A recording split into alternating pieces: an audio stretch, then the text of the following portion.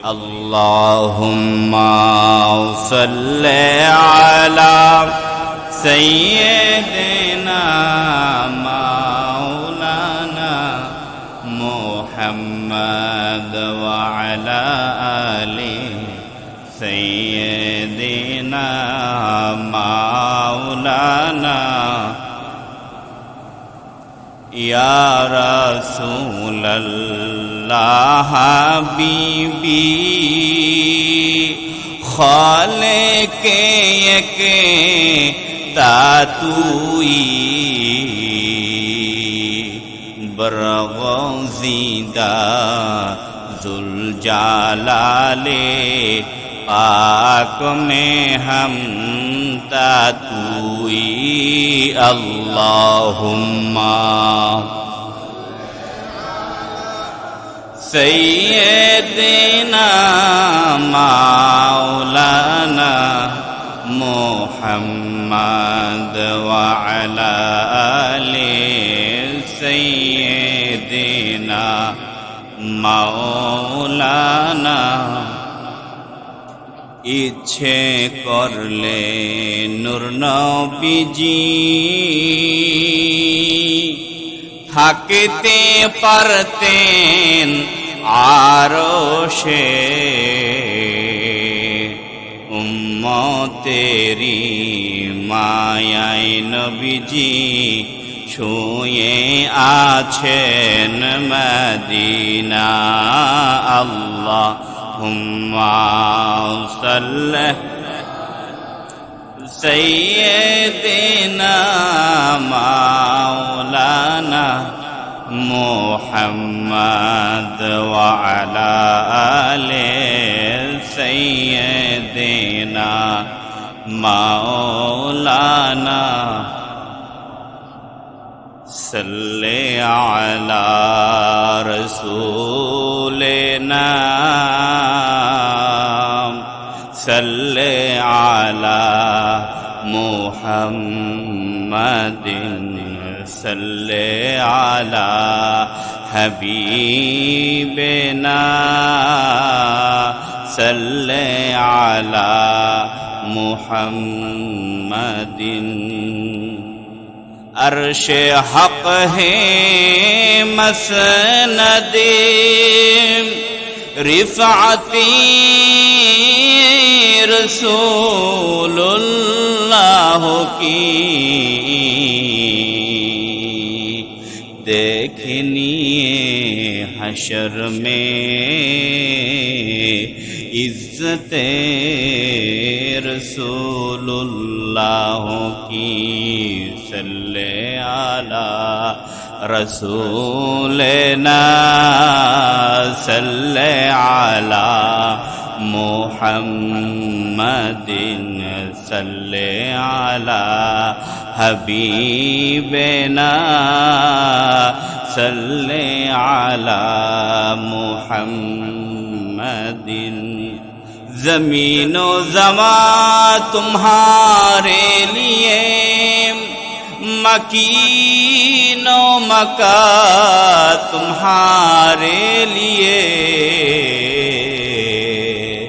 چنین اور چنا تمہارے لیے بنے دو جہاں تمہارے لیے صلی علی رسولنا صلی علی محمد صلی علی حبیبنا صلی علی محمد সকলে বলি আলহামদুলিল্লাহ আমরা আরেকটু আওয়াজ করে বলি আলহামদুলিল্লাহ আমরা আল্লাহ সুবহানাহু ওয়া তাআলার দরবারে লাখ কোটি তার চাইতে বেশি শুকরিয়া আদায় করি যে আল্লাহ সুবহানাহু ওয়া তাআলা এই জুমার দিন সাইয়্যিদুল আইয়াম সপ্তাহের শ্রেষ্ঠতম দিবসে আল্লাহর ঘর বাইতুল্লাহ এই মসজিদের মধ্যে আসার বসার তৌফিক সুযোগ প্রদান করেছেন। সেজন্য জবান খুলে দিয়ে মহব্বতের শুকরিয়া আদায়ার্থে বলি আলহামদুলিল্লাহ।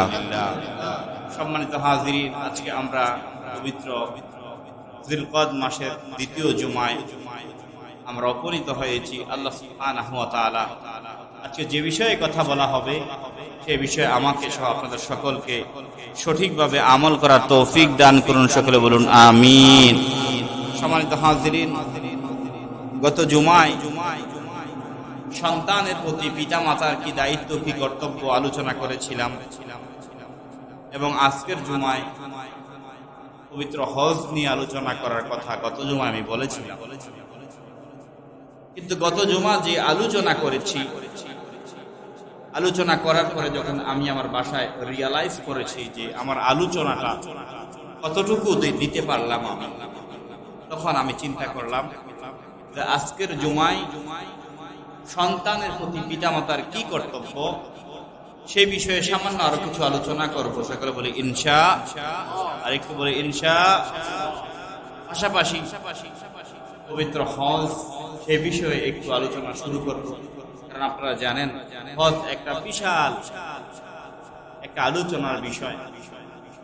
ইসলাম এর 5টি স্তম্ভ রয়েছে, তার মধ্যে একটা হচ্ছে হজ।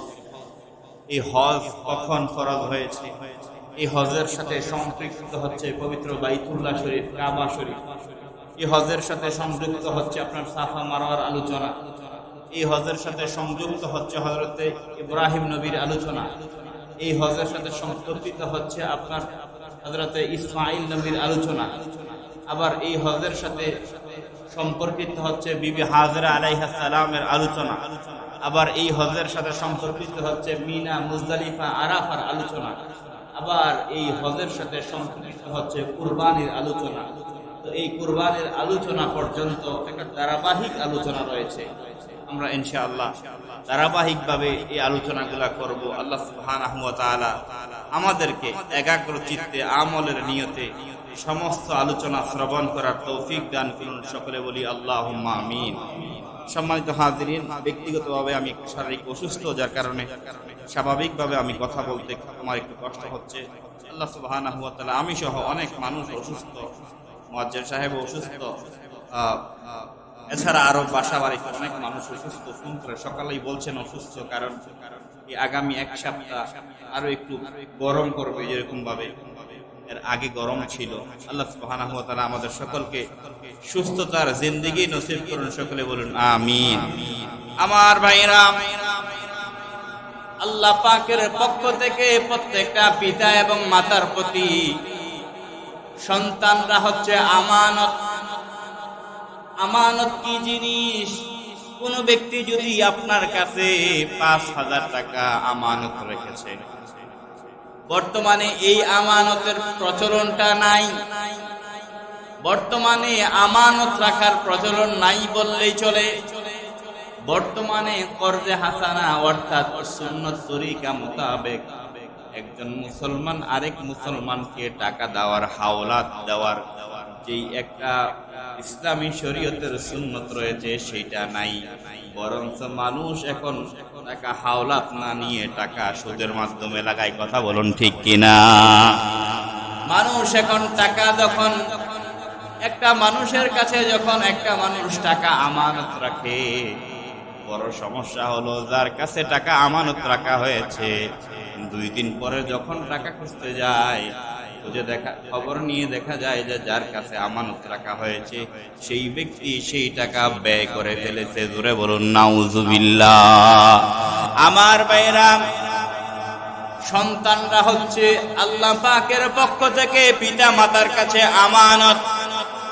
আমানত হচ্ছে এমন এক জিনিস, যখন আপনার কাছে আমানত রাখা হবে, ব্যক্তি এসে আপনার কাছে আমানত রাখলো, আবার যখন সময় হয়ে গেল আমানত সে চেয়ে নিয়ে যাবে, এর মধ্যে বিন্দু মাত্র হেরফের করা যাবে না। এই টাকা 1 মিনিটের জন্য ব্যবহার করা যাবে না। লাখ টাকা রাখলেও 1 মিনিটের জন্য ব্যবহার করা যাবে না। আমানতের টাকা যেভাবে আছে সেইভাবেই রাখতে হবে। এটাই হলো ইসলামের হুকুম। আমার ভাইয়েরা, আল্লাহর নবীজি রাহমাতুল লিল আলামিন যেদিন হিজরত করবেন, হিজরত করার সময় কাফেররা অন্যদিকে চারদিকে বাতাস পর্যন্ত জানিয়ে দিল। মক্কা শরীফের আকাশে বাতাসে এই রব কাফেরদের পক্ষ থেকে উঠে গেল, যেই ব্যক্তি নাউজুবিল্লাহ মুহাম্মদের কল্লা এনে দিতে পারবে তার জন্য এত এত এত এত পুরস্কার। জোরে বলুন নাউজুবিল্লাহ। কাফেররা আল্লাহর নবীজিকে খুঁজতে লাগলেন। আল্লাহ পাক সুবহানাহু ওয়া তাআলা দয়াল নবীজিকে ইশারা দিয়ে দিলেন, ইয়া রাসূলুল্লাহ, আপনি হিজরতের জন্য বের হয়ে যান। আল্লাহর নবীজি যখন হিজরতের জন্য প্রস্তুতি নিলেন, আল্লাহর নবীজি দেখলেন, কারণ আল্লাহর নবীজি কাফেররা তারা সবাই মিলে আল আমিন উপাধি দিয়েছে আল্লাহর নবীজিকে। কোন ঈমানদার মুসলমান আল্লাহর নবীজিকে আল আমিন উপাধি দেয় নাই। তারা আমার দয়াল নবীজির ব্যবহার পছন্দ করেছেন, তারা আমার দয়াল নবীজির কথাবার্তা পছন্দ করেছেন, তারা আমার দয়াল নবীজির আচার আখলাক পছন্দ করেছেন, সেই জন্য তারা আল আমিন উপাধি দিলেন। আল্লাহর নবীজি দেখলেন আল্লাহর নবীজির কাছে গচ্ছিত অনেকগুলো আমানত রয়ে গিয়েছে।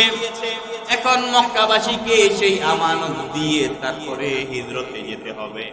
আল্লাহর নবীজি সাইয়েদনা মাওলা আলীকে বললেন, হে আলী, তুমি আজকে রাত্রে আমার বিছানায় থাকবা, আমার বিছানায় তুমি রাত্রে ঘুমাইবা, আর তোমার কাছে কিছু আমি আমানত দিয়ে দিলাম। এই পোটলাটা অমুক কাফেরের, ধরো আলী এই টাকাগুলা অমুক কাফেরের, এই টাকাগুলো অমুক কাফেরের, অমুক বাড়িতে পৌঁছায় দিবা।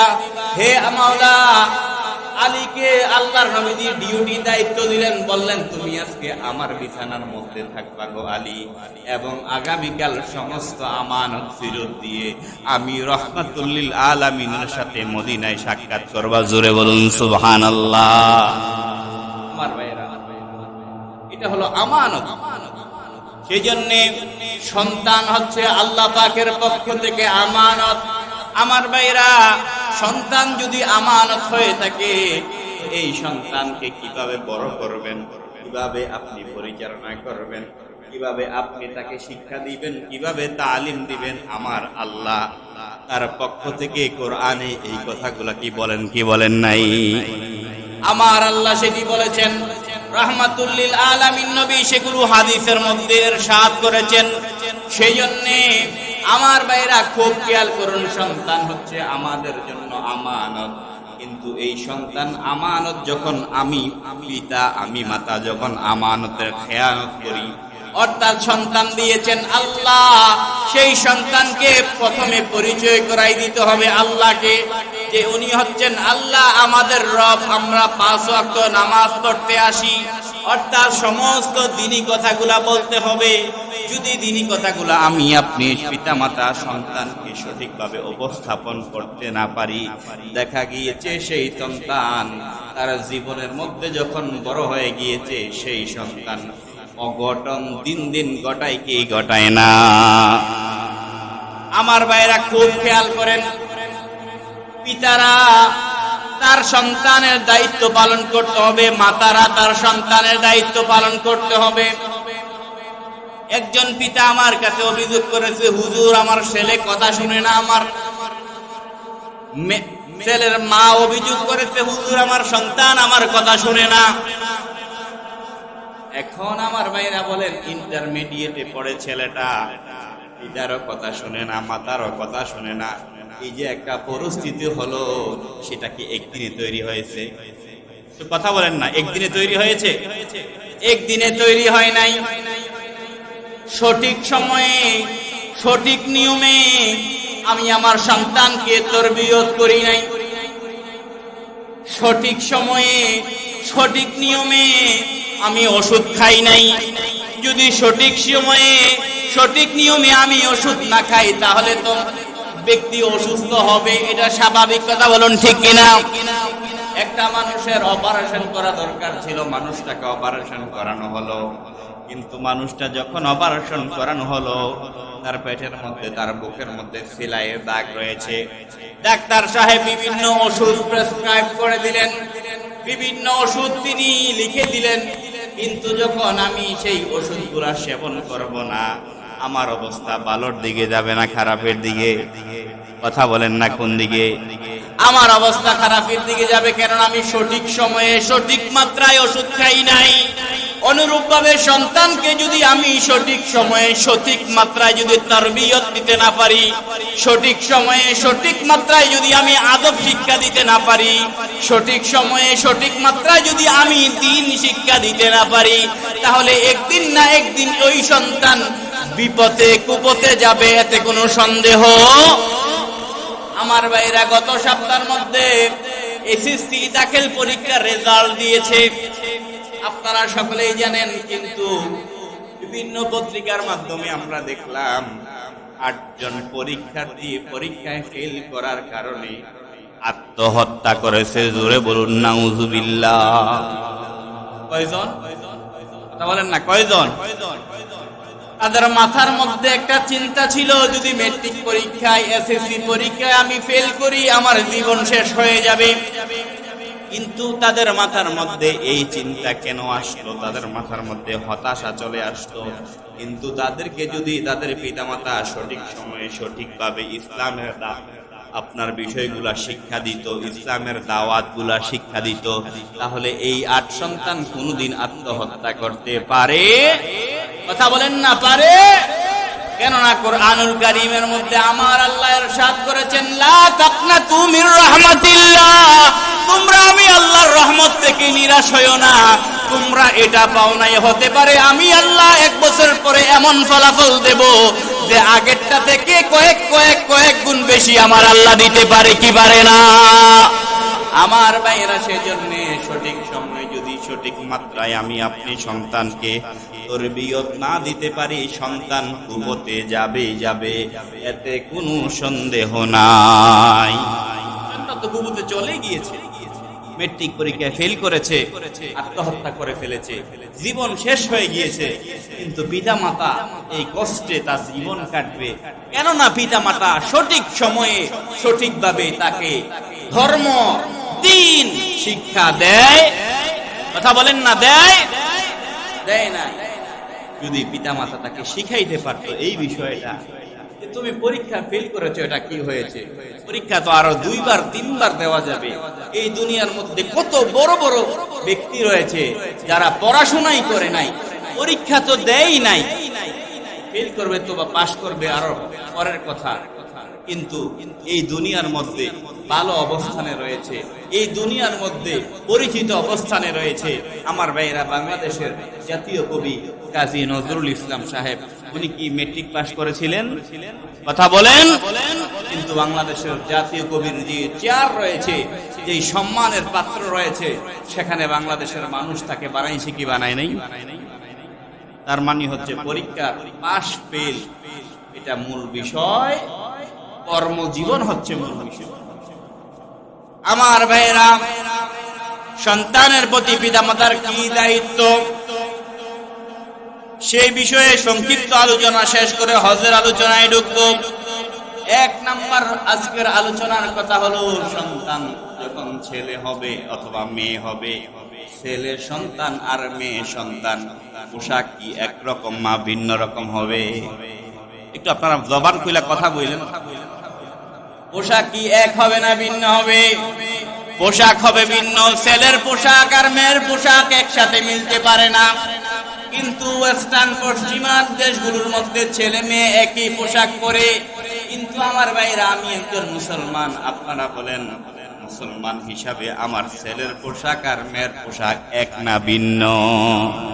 ভিন্ন পোশাক, সেজন্য ছেলের পোশাক দিতে হবে একরকম, মেয়ের পোশাক হবে একরকম। সেজন্য এই দায়িত্ব তো খতিব সাহেব পালন করবে না, ইমাম সাহেব পালন করবে না, এই দায়িত্ব পালন করতে হবে পিতা মাতাকে। কথা বলুন ঠিক কিনা? এটা পিতা মাতাকে পালন করতে হবে। খতিব সাহেবের বয়ান দিয়া এই কাজ হবে না, এই কাজ পিতা মাতার দায়িত্ব। কিন্তু বড় আশ্চর্য লাগে, আমরা ঢাকা শহরে থাকি সকলে, রাস্তাঘাটের মধ্যে বড় বড় মেয়েরা দেখা যায় গেঞ্জি পরে হাঁটে। কথা বলুন ঠিক কিনা? তারা আসমান থেকে কেউ নেমে আসে নাই, তারা ইউরোপ আমেরিকা থেকে আসে নাই, তারা ভিন্ন দেশ থেকে আসে নাই, তারা আমাদের দেশের মানুষ, আমাদের সমাজের মানুষ, হিসাব করলে দেখা যাবে আমার আপনার ভাই বোন। কথা বলুন ঠিক কিনা?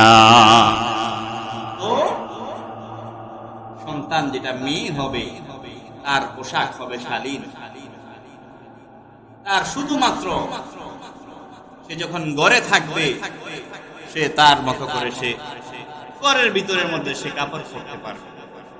কিন্তু যখন সে রাস্তায় চলে আসবে, কিন্তু যখন সে ইউনিভার্সিটি যাবে, কিন্তু যখন সে মাদ্রাসায় যাবে, কিন্তু যখন সে স্কুলে যাবে, তার জন্য একটা ড্রেস কোড আমার আল্লাহ ঠিক করে রেখেছেন। কথা বলুন ঠিক কিনা?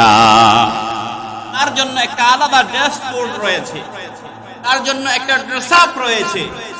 এটা হচ্ছে তার দুই চোখের যে জায়গাটা রয়েছে, সেই জায়গা দিয়ে সে রাস্তা পারাপারের জন্য, চলাচলের জন্য তার দুটি চোখ যেতে দেখা যায়, সে যেন সেই কাপড়টা আপনার এই জায়গাতে খোলা থাকবে, তাকে সমস্ত শরীর তার ঢাকনা থাকবে।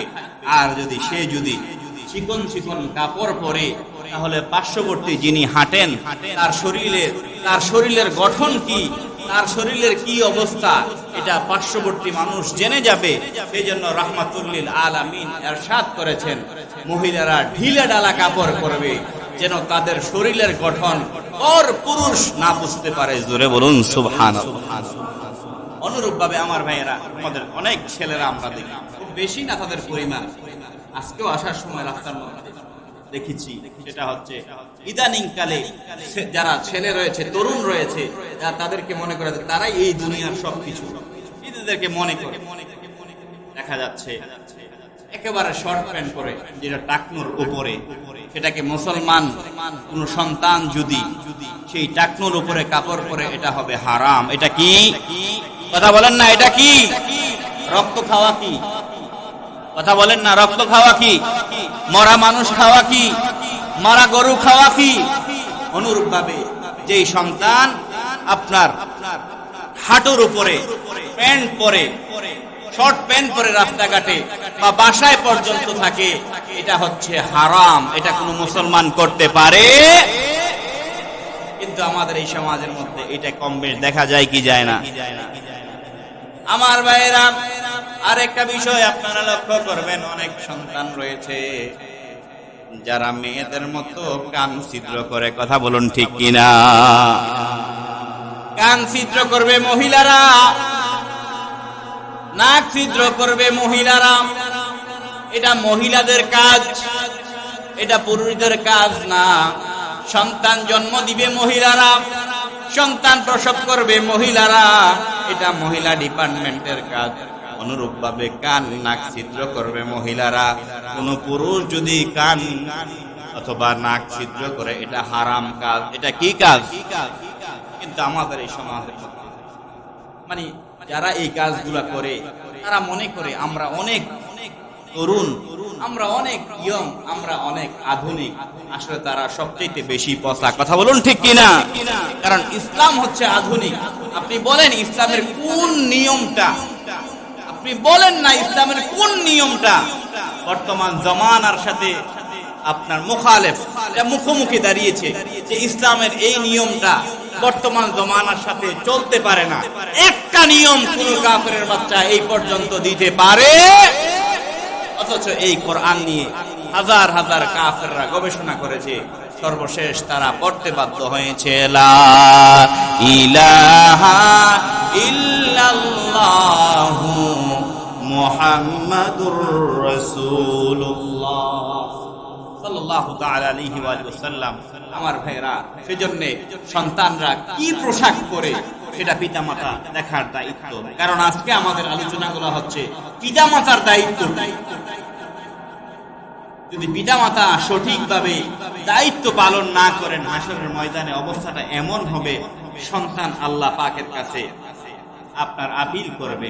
কি আপিল করবে? আল্লাহ, এটা আমার প্রতি ফরজ ছিল, এটা তো আমি জানতাম না, এই বিষয়টা তো আমি জানতাম না, আমাকে তো এটা জানানো হয় নাই।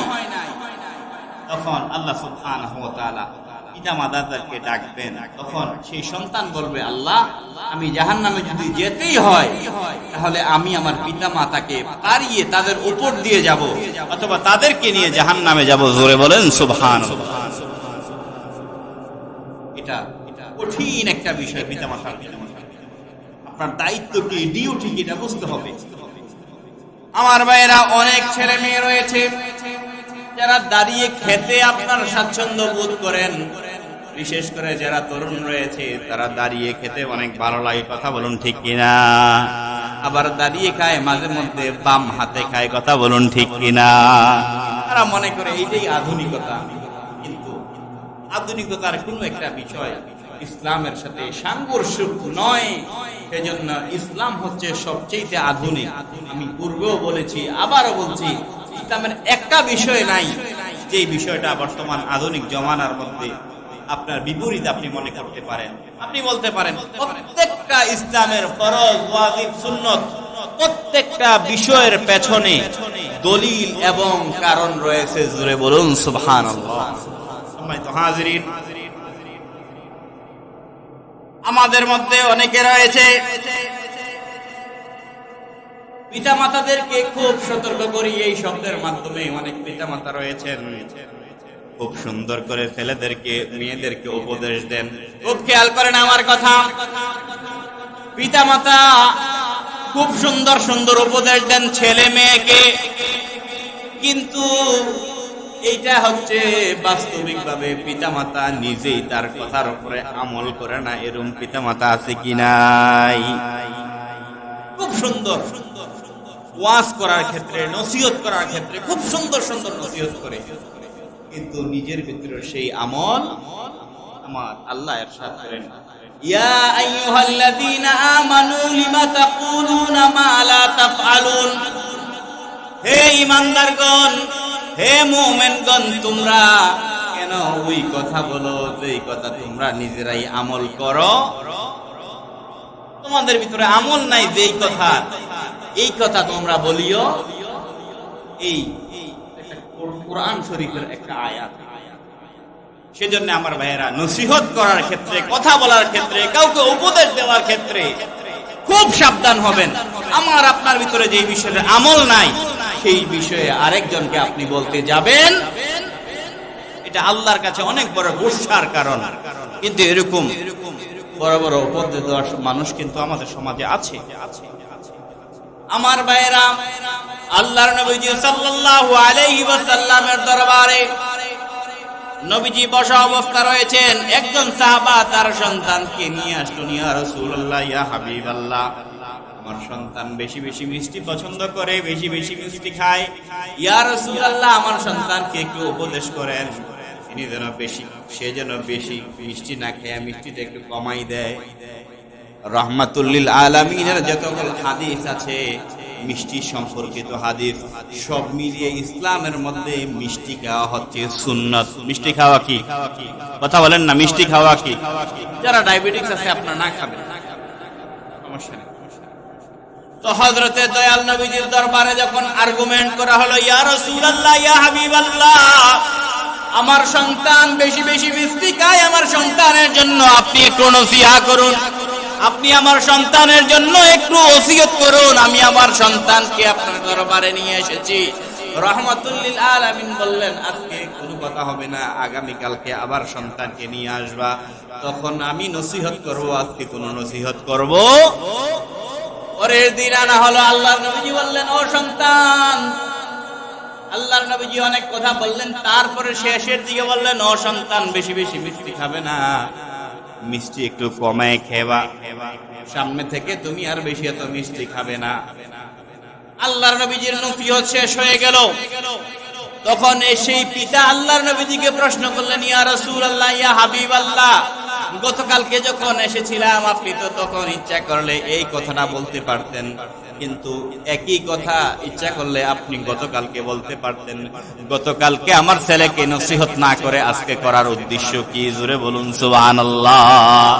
আল্লাহর নবী ইরশাদ করলেন, ও আমার সাহাবী, গতকালকে পর্যন্ত আমি মুহাম্মদুর রাসূলুল্লাহ বেশি বেশি মিষ্টি খেতাম, কিন্তু তুমি যখন উপদেশ চাইলা আমি সেই মিষ্টি খাওয়াকে কমাই দিলাম, সেজন্য আমি আগে নিজে আমল করলাম, তারপরে তোমার সন্তানকে আমি উপদেশ দিলাম ও সন্তান বেশি মিষ্টি খাবে। ফলে যারা পিতামাতা আমরা রয়েছি, আমরা নসিহত করার ক্ষেত্রে আগে নিজে আমল করব। আরেকটা কথা মোটা দাগে আপনি লিখে রাখেন আমার এই কথাটা, সেটা হচ্ছে আপনি আপনার সন্তানকে কি উপদেশ দেন, কি নসিহত করেন, কি আদেশ নিষেধ দেন, তারা সেটা শুনে না, তারা শুনে আপনি কি করেন। তাকে বুঝতে পেরেছেন? আপনি কি করছেন, আপনার কাজকর্ম তারা ফলো করে, আপনার কোনো বক্তব্য তারা ফলো করে, এটা বাস্তব কথা। সম্মানিত পিতামাতাগণ, সেই জন্য নসিহত করার পূর্বে আপনি সন্তানকে, আপনি নিজে ঠিক হয়ে যাবেন। সন্তানকে আপনি নসিহত করলেন, সন্তান তুমি নামাজ পড়বা, তোমার বয়স হয়েছে এখন 7, তুমি নামাজ পড়বা। এখন ফজরের সময় এই 7 বছরের বাচ্চাকে নিজে ঘুম থেকে উঠতে পারবে? কথা বলেন সকলে, পারবে? 7 বছরের সন্তান তো ঘুম থেকে উঠতে পারবে না। তখন পিতামাতার দায়িত্ব হচ্ছে এই 7 বছরের সন্তানকে, তারা যখন নামাজের জন্য দাঁড়াবে তখন সন্তানকে নামাজের জন্য, উযু করার জন্য তারা বলবে। এখন পিতামাতাই যদি নামাজ না পড়ে তাহলে সন্তান কি নামাজ পড়বো? কথা বলেন না, পড়বো? কোনোদিন পড়বো না, কিয়ামতের দিনও পড়বে না। আর একটা কথা ভালো করে খেয়াল রাখুন আমার ভাইয়েরা, আপনি যখন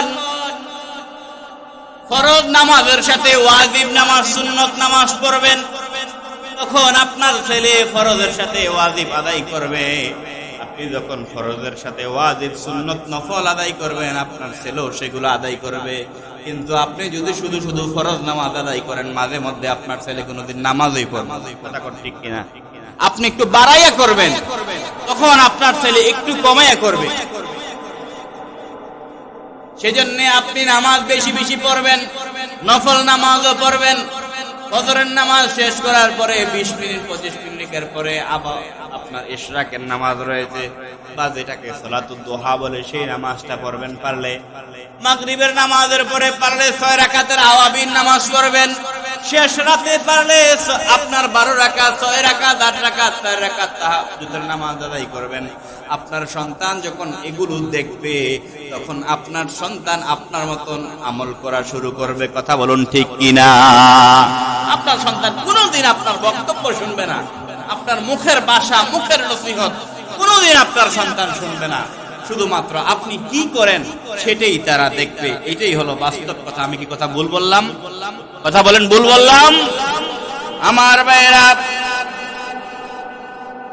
এই সন্তানদের জন্য আমরা কত কষ্ট করি, এই সন্তানদের জন্য আমরা কত কষ্ট করি। আমি গত জুমায় বলেছিলাম, চোর যেই বেটা নিজেই জানে চুরি